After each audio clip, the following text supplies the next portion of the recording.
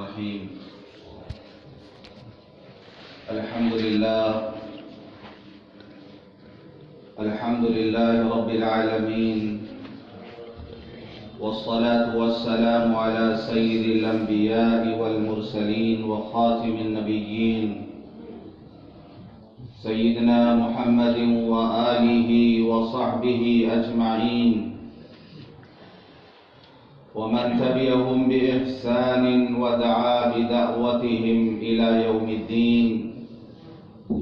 أما بعد، عن أبي سعيد الخدري رضي الله عنه قال: قال رسول الله صلى الله عليه وسلم: من أكل طيبا وعمل في سنة وأمن الناس بوائقه دخل الجنة. قال رجل: يا رسول الله، إن هذا اليوم في الناس لكثير. قال: وسيكون في قرون بعدي. رواه الترمذي، أو كما قال عليه الصلاة والسلام. محترم بزرگوں، دوستوں اور دینی بھائیوں، اللہ تعالیٰ نے حضور پاک صلی اللہ علیہ وسلم کو ہمارے لیے اسوہ اور نمونہ بنا کر بھیجا. فرمایا: لقد کان لکم فی رسول اللہ اسوۃ حسنہ. تمہارے لیے رسول اللہ صلی اللہ علیہ وسلم کی زندگی بہترین اسوہ اور بہترین نمونہ ہے. ہم زندگی کے جس شعبے میں بھی ہوں، ہر شعبے میں حضور پاک صلی اللہ علیہ وسلم کا نمونہ موجود ہے. زندگی کا کوئی ایسا شعبہ نہیں ہے کہ جہاں حضور پاک صلی اللہ علیہ وسلم نے اس امت کو تنہا چھوڑ دیا ہو. اگر تم کمزور ہو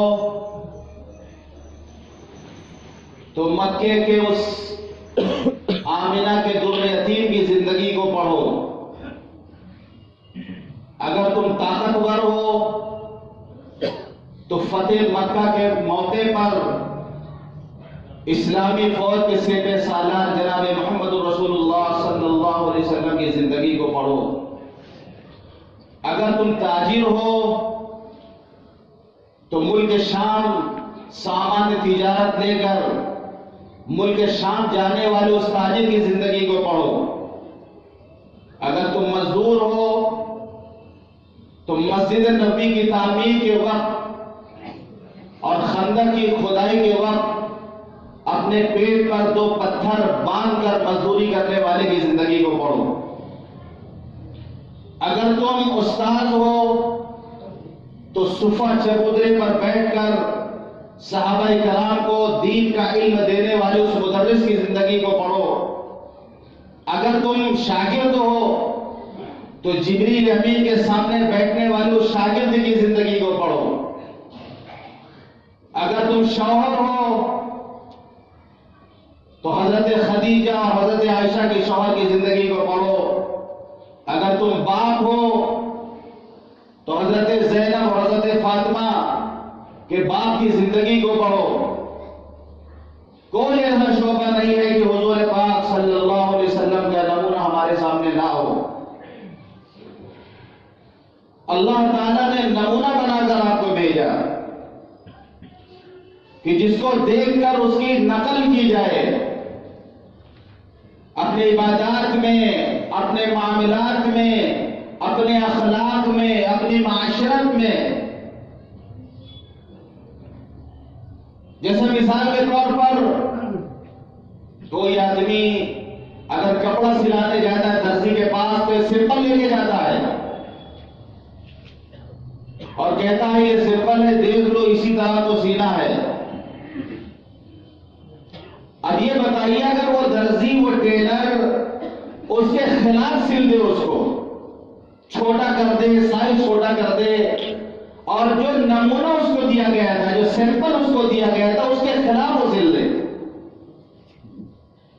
جو کسٹمر ہوگا وہ لڑائی نہیں کرے گا، وہ کپڑے کو لے گا بھی نہیں، وہ سلائی بھی نہیں دے گا، بلکہ الٹا کپڑے کی قیمت وصول کرے گا کہ تم نے میرے کپڑے کو جو برباد کیا اس کی قیمت بھی مجھے تم دو۔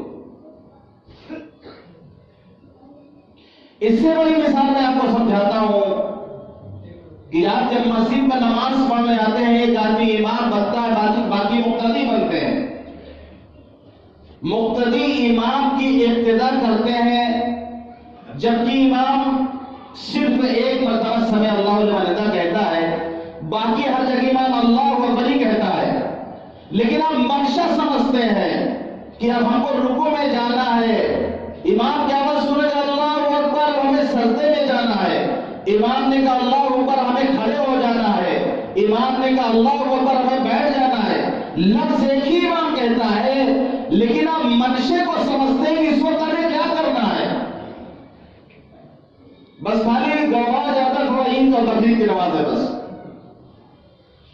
کہ آپ کے رکوع میں چلا جاتا ہے جھٹکے میں، ورنہ امام کے منشے کو مقتدی سمجھتا ہے، امام کی اقتداء کرتا ہے تو اس کی نماز صحیح ہوتی ہے۔ اگر کوئی امام کی اقتداء کر رہا ہو، امام کے پیچھے نماز پڑھ رہا ہو اور وہ امام کی صحیح سے اقتداء نہ کرے، امام رکوع میں جائے تو سجدے میں جائے، امام سجدے میں جائے تو تیار سے بیٹھا رہے، یہ بتائیے اس کی نماز ہوگی؟ اس کی نماز نہیں ہوگی، کیونکہ اس نے امام کی اقتداء نہیں کی۔ ہماری پوری زندگی میں جناب محمد رسول اللہ صلی اللہ علیہ وسلم پوری امت کے امام ہیں اور پوری امت مقتدی ہے، تو زندگی کی نماز میں ہمیں جناب محمد رسول اللہ صلی اللہ علیہ وسلم کی اقتداء کرنی ہوگی۔ آپ نے نماز کیسے پڑھی؟ فرمایا صلو کما رأیتمونی اصلی، نماز اس طرح پڑھو جیسے مجھے نماز پڑھتے دیکھتے ہو۔ معاشرت ہماری کیسی ہو؟ آپ نے فرمایا خیرکم خیرکم لیالی وانا خیرکم لیالی، تم میں بہتر وہ ہے جو اپنی بیوی کے لیے اچھا ہو اور میں اپنی بیوی کے لیے اچھا ہوں۔ تو اخلاق میں، معاملات میں، معاشرت میں، عبادات میں امام مان کے چلنا ہے حضور پاک صلی اللہ علیہ وسلم کو، اور امتی ایک امتی مقتدی ہے حضور پاک صلی اللہ علیہ وسلم کا۔ تو زندگی کی نماز میں اگر ہم صحیح اقتداء نہیں کریں گے تو زندگی کی نماز ہماری اللہ کے قبول نہیں ہوگی۔ اسی لیے سنت کا اہتمام، صحابہ کی زندگی میں سنت کا اہتمام، تابعین تبع تابعین کی زندگی میں سنتوں کا اہتمام، اللہ والوں کی زندگی میں سنتوں کا اہتمام۔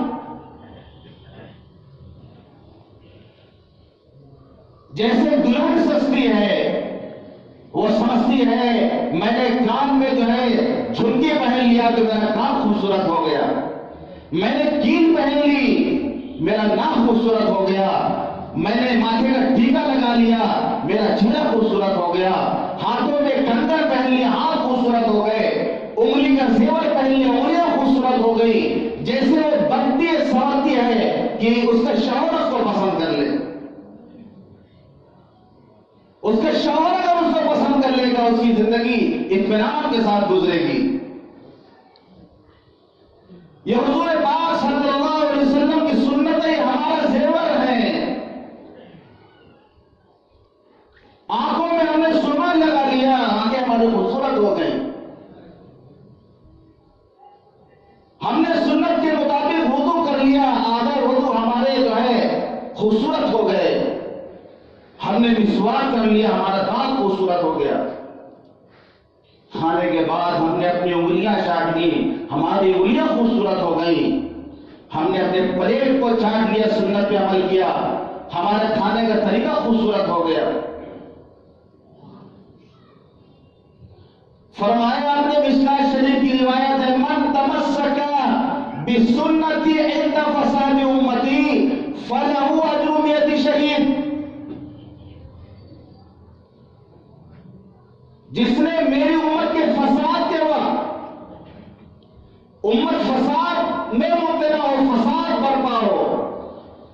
میرے امت کے فساد کے وقت جس نے میری سنت پہ عمل کیا اس کو 100 شہیدوں کا اجر ملے گا، 100 شہیدوں کا اجر اس کو ملے گا۔ حضرت علی روایت کرتے ہیں کہ حضور پاک صلی اللہ علیہ وسلم نے ارشاد فرمایا، من احیا سنتا من سنتی قد امیتت بعدی فقد احبنی ومن احبنی کان معی۔ جس نے میری کسی سنت کو زندہ کر دیا، میرے بعد اس کو لوگوں نے ختم کر دیا تھا، امیتت بعدی اس کو مار دیا تھا لوگوں نے میرے بعد، اور اس نے اس کو زندہ کر دیا، اس نے مجھ سے محبت کی، اور جس نے مجھ سے محبت کی وہ میرے ساتھ ہوگا۔ کتنی سنتیں ہیں آج جس کو لوگوں نے مار دیا ہے۔ جیسے میں نے نام لیا کہ کھانے کے بعد انگلی چاٹنا، آپ نے فرمایا کہ تم میں سے کوئی کھانے کے بعد اس وقت تک ہاتھ نہ دھوئے جب تک اپنی انگلیوں کو چاٹ نہ لے۔ کتنے لوگ ہیں جو اس سنت پہ عمل کرتے ہیں کہ کھانے کے بعد اور اپنی انگلیوں کو چاٹتے ہیں۔ دانا گر جائے، لقمہ گر جائے، اس کو اٹھا کے کھا لیا جائے، آپ نے فرمایا اس کو شیطان کے لیے نہ چھوڑو، اس کو صاف کر کے کھا لو۔ کتنے لوگ ہیں جو اس سنت پہ عمل کرتے ہیں۔ آپ نے فرمایا کھانے کے بعد برتن کو چاٹ لو، صاف کر دو۔ تم نہیں جانتے کہ کھانے کے کس حصے میں برکت ہے۔ ہم میں سے کتنے لوگ ہیں جو کھانے کے بعد پلیٹ کو چمکا دیتے ہیں، چاٹ کر کے، صاف کر کے۔ معلوم ہو ایک بڑا طبقہ اس امت کا جو کھانے کے بعد نہ انگلیاں چاٹتا ہے، نہ پلیٹ صاف کرتا ہے، ایک بڑا طبقہ ہے۔ کل بیمینک، دائیں ہاتھ سے کھاؤ۔ آج پرواہ نہیں کی جاتی کہ ہم دائیں ہاتھ سے کھا رہے ہیں کہ بائیں ہاتھ سے کھا رہے ہیں۔ بچوں کو نہیں سکھاتے پانی دائیں ہاتھ سے پی رہے کہ بائیں ہاتھ سے پی رہے ہیں، فرق نہیں کر رہے ہم، کھڑے ہو کے پی رہے ہیں کہ بیٹھ کے پی رہے، تمیز نہیں کر رہے ہم۔ ایک بڑا طبقہ ہے، کیونکہ آج کل فیشن یہی بن گیا ہے کہ بائیں ہاتھ سے کھایا جائے۔ آپ یورپ والوں کو، انگریزوں کو آپ دیکھیں گے کانٹا چمچ لے کر بیٹھیں گے، چھری ہاتھ میں، دائیں ہاتھ میں کاٹ کاٹ کے بائیں ہاتھ سے کھائیں گے وہ۔ ہم انہی لوگوں کو ہم دیکھ رہے ہیں۔ بہت بڑے عالم انہوں نے اپنی کتاب میں لکھا کہ میں جہاں سے جا رہا تھا میرے بغل میں مسلمان بیٹھے ہوئے تھے، جب کھانا آیا تو کانٹا چمچ اٹھایا، انہوں نے بائیں ہاتھ سے کھانا شروع کر دیا۔ ہم نے کہا کہ آپ مسلمان ہیں، دائیں ہاتھ سے کھانا کھانا چاہیے، یہ حضور پاک صلی اللہ علیہ وسلم کی سنت ہے۔ انہوں نے کہا تم مولوی صاحب لوگوں کو پتہ نہیں کیا پڑی رہتی ہے، دائیں بائیں کے پیچھے پڑے رہتے ہو، یہ چھوٹی چھوٹی باتوں کے پیچھے، اسی لیے امت ترقی نہیں کر رہی ہے، اسی لیے امت پیچھے ہے کہ دائیں ہاتھ سے کھاؤ تو بائیں ہاتھ سے کھاؤ، بیٹھ کے نہ پیو، کھڑے ہو کے نہ پیو۔ کیا کرے تم لوگ یہ چھوٹی چھوٹی باتوں میں امت کو الجھا کے رکھتے ہو۔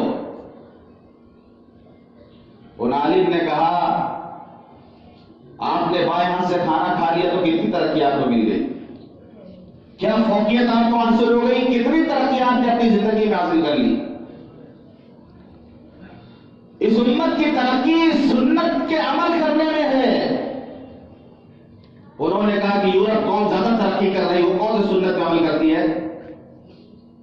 وہ سنت پر عمل نہیں کر رہے ہیں، وہ شراب پیتے ہیں، وہ جوا کھیلتے ہیں، وہ عیاشیاں کرتے ہیں، اور ترقی سب سے زیادہ وہی لوگ کر رہے ہیں، اور آپ کہہ رہے ہیں کہ جو ہے سنت پہ عمل کرنے میں ہماری ترقی ہے، بات ہماری سمجھ میں نہیں آتی۔ تو مولانا نے کہا کہ بھائی میں آپ کو ایک مثال دیتا ہوں کہ ایک آدمی پیڑ بچھڑ گیا، اتر نہیں پا رہا تھا، وہ مدد کے لیے اس نے لوگوں کو بلایا، اکٹھا کیا، لوگوں کو سمجھ میں نہیں آ رہا کہ اتارا کیسے جائے اوپر سے۔ ایک آدمی بیوقوف تھا، وہ بھاگا بھاگا آیا، اس نے کہا بہت آسان ہے، ایک رسی پھینکو اس کی طرف، رسی پھینکو اس کی طرف، اور اس سے کہو کہ رسی پکڑ کر اپنی کمر سے باندھ لے۔ لوگوں نے رسی پھینکا پیڑ پہ، اس نے کمر میں باندھ لیا، اب اس نے پکڑ کو اس کو کھینچا زور سے، وہ دھم سے آگے زمین پہ گرا، مر گیا وہ۔ لوگوں نے کہا یہ تو مر گیا۔ اس نے کہا مر گیا، اس کی موت آنی تھی، اب ہم کو کیا پتا تھا مر جائے گا یہ؟ ہم نے دیکھا تھا ایک آدمی کنواں میں گر گیا تھا، لوگ اس کو رسی پھینک کے نکال رہے تھے کنواں باہر۔ کنویں سے آدمی نکالے تو زندہ نکل آیا تھا، اب یہ بیچارہ مر گیا تو اس کو ہم کیا کر سکتے ہیں؟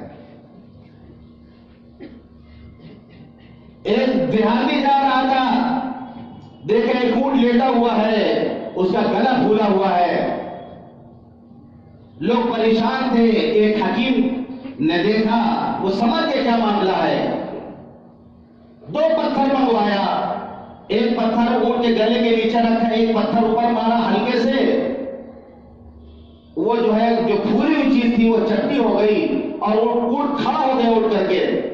اس نے تربوز نکل لیا تھا، وہ اندر جا نہیں رہا تھا، تو انہوں نے اس کو پھوڑ دیا تو آسانی سے اندر چلا گیا۔ اب صاحب دیکھ لیے، دیکھا ایک آدمی کا پھوڑا نکلا ہوا گلے میں، اس نے کہا علاج تو مجھے آتا ہے، اس کو لٹاؤ اور 2 پتھر لے جاؤ۔ ایک پتھر نیچے رکھا، ایک پتھر مارا اور مر گیا وہ۔ اس نے کہا کہ حکیم صاحب کو تو میں نے دیکھا تھا، ان کو اسی طرح کیا تھا تو وہ تو ٹھیک ہو گیا تھا۔ تو مولانا نے کہا کہ آپ جو یورپ کی ترقی دیکھ رہے ہیں کہ وہ برائیوں میں مبتلا ہے، وہی نسخہ کی سمت بھی استعمال کرنا چاہتے ہیں، وہی نسخہ کی سمت کے لیے چاہتے ہیں۔ نعوذ باللہ وہ دن نہ آئے کہ یہ امت مرتد ہو کر ان کی طرح ہو جائے اور ان کی نقادی کرے، یہ امت ہی ترقی کرے گی۔ لیکن اگر اس کو حضور پاک صلی اللہ علیہ وسلم کی امت بن کر رہنا ہے اور امتی بن کر ترقی کرنا ہے تو ان کی ترقی سنتوں کے اندر ہے، وہ نسخہ یہاں کام نہیں کرے گا۔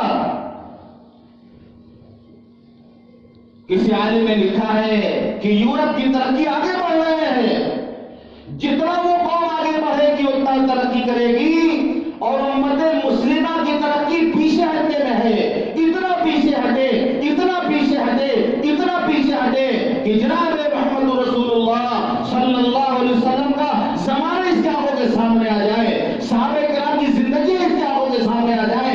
یہ مدینے کا ماحول کیسا تھا، یہ مدینے کے اندر صحابہ کو چلتا پھرتا اپنی آنکھوں سے دیکھے کہ صحابہ کس طرح زندگی گزارتے تھے، حضور پاک صلی اللہ علیہ وسلم کیا ارشاد فرماتے تھے۔ یہ اتنا پیچھے ہٹے کہ 1400 سال پیچھے چلی جائے۔ نہیں یصلح آخر هذه الامه الا ما صلح اولها۔ امام مالک فرماتے ہیں اس امت کے آخر والوں کی اصلاح نہیں ہو سکتی مگر اسی نسخے سے جس سے کہ پہلے والوں کی اصلاح ہوئی ہے۔ نسخہ وہی ہے جس سے اس عربوں کی اصلاح ہوئی تھی، آخر امت کی اصلاح اسی نسخے سے ہوگی۔ تو یہ جو مزاج ہے، ایک تو سنت پہ عمل آدمی نہیں کر پاتا ہے، اس کو ندامت ہو، اس کو افسوس ہے، ایک الگ چیز ہے۔ ایک ہے کہ سنت کو حقیر سمجھے ہو، حقارت سے دیکھیں اس چیز کو۔ مثال کے طور پر آپ کے ہاں شادی ہو رہی ہو، میرج ہال کو سجایا گیا ہو اور بفے سسٹم کا انتظام کیا گیا ہو، اور ایک مسلمانوں کی بہت بڑی تعداد وہاں جو کھانا کھا رہی ہو جانوروں کی طریقے سے پلیٹ میں لے لے کر کھا رہی ہو، اس موقع پر اگر کچھ اللہ کے نیک بندے وہاں دسترخوان بچھا کر کے کہیں زمین میں بیٹھ کے کھائیں تو آپ اندازہ لگائیے جو کھڑے ہوئے کھا رہے ہیں ان کا کیا تاثر ہوگا ان لوگوں کے بارے میں، کیا تاثر ہوگا، جبکہ وہ مسلمان ہیں، وہ کلمہ پڑھنے والے ہیں، وہ عاشق رسول اپنے آپ کو کہتے ہیں اور اپنے آپ کو مسلمان سمجھتے ہیں، ان کا تاثر کیا ہوتا اس موقع پر دسترخوان میں بیٹھے کھانے والوں کے لیے۔ ایک دوسرے کو اشارہ کرتے ہیں، دیکھو مولوی صاحب لوگ، یہ دیکھو تبلیغی لوگ آ گئے ہیں، یہ دیکھو جماعت والوں کو، ان کو کچھ سجھائی نہیں دیتا، موقع محل نہیں دیتے، ہائی سوسائٹی نہیں دیتے، جہاں چاہتے یہ جو ہے بس دین عمل کرنا شروع کر دیتے۔ ناک کڑھا دیا ان لوگوں نے، بے عزتی کر دی ان لوگوں نے۔ یہ الفاظ کہتے مسلمان، یہ بہت خطرناک چیز ہے. یعنی سنت کو آدمی حقیر سمجھے، سنت پہ عمل کرنے والوں کو آدمی حقارت سے دیکھے، یہ ایمان ظاہر ہونے کا خطرہ ہے. ایک ہے کہ آدمی نہیں کر پا رہا پر اس کو احساس ہے، وہ نادر ہے، اس کو احساس ہے. لیکن ایک یہ ہے کہ ہم مذاق والے سنت کا.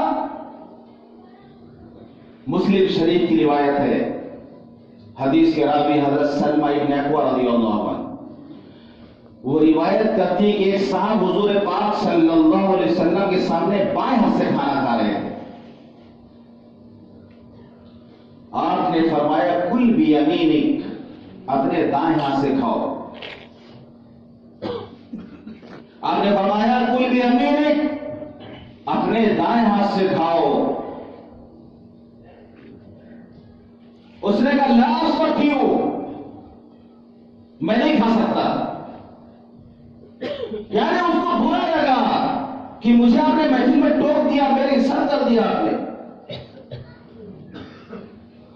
اس نے کہہ دیا لا استطیع، میں نہیں کھا سکتا.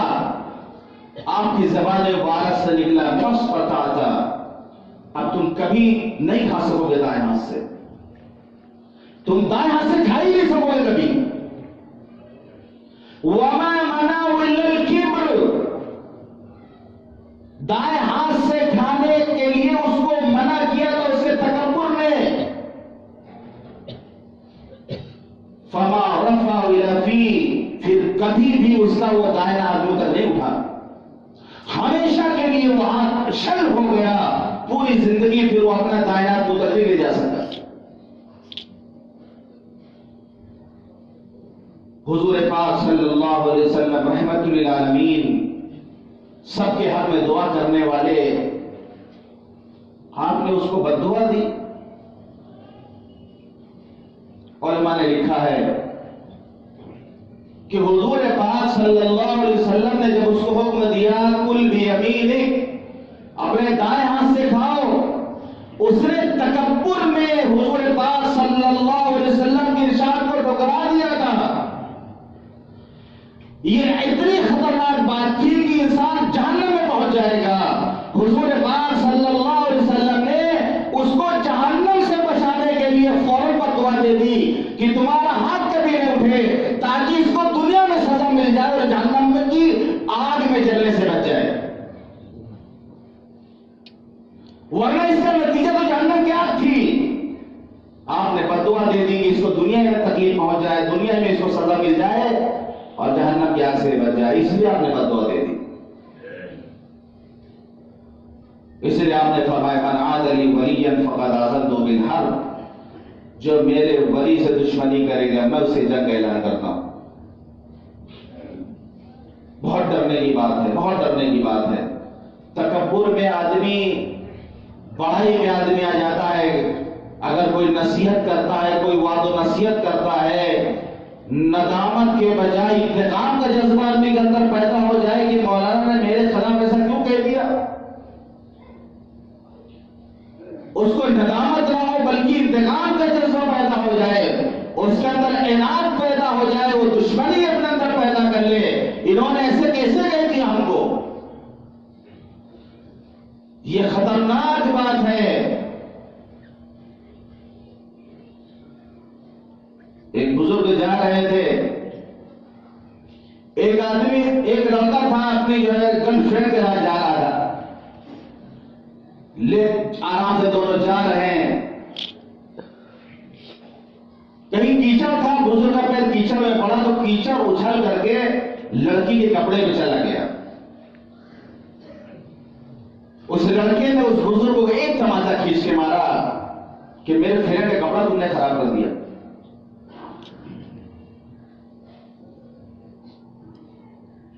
فوراً اس کا ہاتھ شل ہو گیا، اس کا ہاتھ مفلوج ہو گیا، شل ہو گیا. معافی مانگنے لگا. وہ بزرگوں نے فرمایا میری طرف سے تمہارے محبوب کو تکلیف پہنچی، تمہیں غصہ آیا، تم نے مجھے تماچا مار کر بدلہ لے لیا. جب تم نے مجھے تماچا مارا تو میرا بھی محبوب ہے، اس من عاد لی ولیا فقد آذنتہ بالحرب، جو میرے ولی سے دشمنی کرے گا میں اسے جنگ کا اعلان کرتا ہوں۔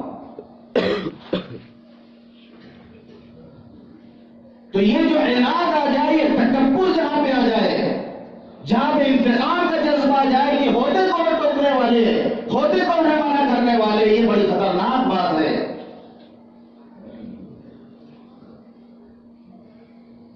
تو سنتوں کا مذاق نہ اڑایا جائے، سنتوں کو مذاق نہ بنایا جائے، سنتوں میں ہماری کامیابی ہے۔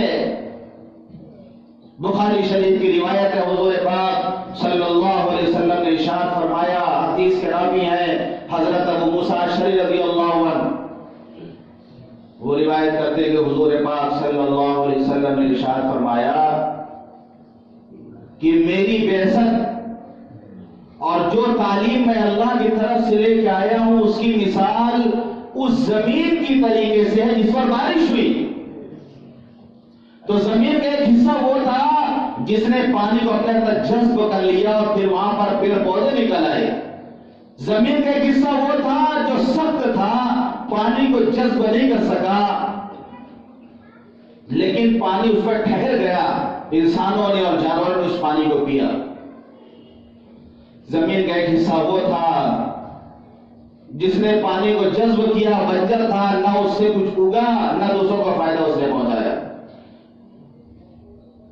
تو آپ نے فرمایا جو تعلیم میں لے کے آئے اس کی مثال ایسی ہے کہ بعض لوگ وہ ہوتے ہیں جو سنت پہ عمل کرتے ہیں، دین پہ عمل کرتے ہیں، خود بھی ترقی کرتے ہیں اور دوسروں کی اصلاح کا ذریعہ بنتے ہیں۔ بعض وہ ہوتے ہیں جن کی زندگی سدھر جاتی ہے، خود اپنی زندگی سنوار لیتے ہیں، اور بعض وہ ہوتے ہیں جن کو کوئی فرق نہیں پڑتا، نہ وہ خود سدھرتے ہیں نہ دوسروں کی اصلاح کی فکر کرتے ہیں۔ آپ نے فرمایا کن عالما او متعلما ولا تکن ثالثا فتهلك، عالم بنو یا طالب علم بنو، تیسرے مت بنو ورنہ ہلاک ہو جاؤ گے۔ عالم بنو، طالب علم بنو، ان سے محبت کرنے والے بنو، ان سے دشمنی کرنے والے نہ بنو ورنہ ہلاک ہو جاؤ گے۔ تو صحابہ کرام، بزرگان دین، جنہوں نے سنتوں کو حرز جان بنایا اور سخت سے سخت موقع پر بھی انہوں نے سنتوں کو نہیں چھوڑا۔ مولانا غیاث رحمۃ اللہ علیہ کے حالات میں آتا ہے کہ بیمار تھے، بیماری کے دنوں میں مسجد جانے کے لیے 2 آدمی کا کندھے کا سہارا لے کر مسجد میں جاتے تھے۔ اس وقت بھی وہ اس سنت پہ عمل کر رہے تھے کہ اللہ کے رسول صلی اللہ علیہ وسلم مرض وفات میں 2 صحابی کندھے کے سہارے مسجد میں آپ تشریف لے جاتے تھے اور آپ کے پیر زمین گھسٹ رہے ہوتے تھے۔ ایسے موقع پر بھی سنت پہ عمل۔ حضرت مولانا قاسم نانوتوی رحمۃ اللہ علیہ 1857 کی جنگ آزادی میں انہوں نے حصہ لیا تھا۔ انگریزوں نے خلاف وارنٹ نکال دیا، لوگوں نے کہا حضرت آپ روپوش ہو جائیں، چھپ گئے بعد حضرت نانوتوی 3 دن کے بعد باہر نکل آئے۔ لوگوں نے کہا حضرت ابھی وارنٹ جاری ہے آپ کے نام، آپ باہر کیوں نکل آئے؟ فرمایا میں اپنی جان بچانے کے لیے نہیں چھپا تھا، 3 دن صرف ثابت ہے سنت سے کہ غار ثور میں ہمارے نبی صرف 3 دن چھپے رہے، مجھے سنت پہ عمل کرنا تھا ورنہ مجھے اپنی جان کی پرواہ نہیں تھی۔ 3 دن میں اس لیے چھپ گیا تھا کہ 3 دن ہمارے نبی غار ثور پہ چھپے تھے۔ اس سے زیادہ ثابت نہیں ہے کہ حضور پاک صلی اللہ علیہ وسلم کہیں روپوش رہے ہوں۔ جان کے نالے پڑے اور سنت پہ عمل دیکھیے۔ ایک بزرگ جو آنکھوں میں سرما لگایا کرتے تھے، آخری عمر میں آنکھوں کی بینائی جب ظاہر ہو گئی، سرما لگا رہے تھے، خادم نے کہا حضرت اب تو آنکھوں میں روشنی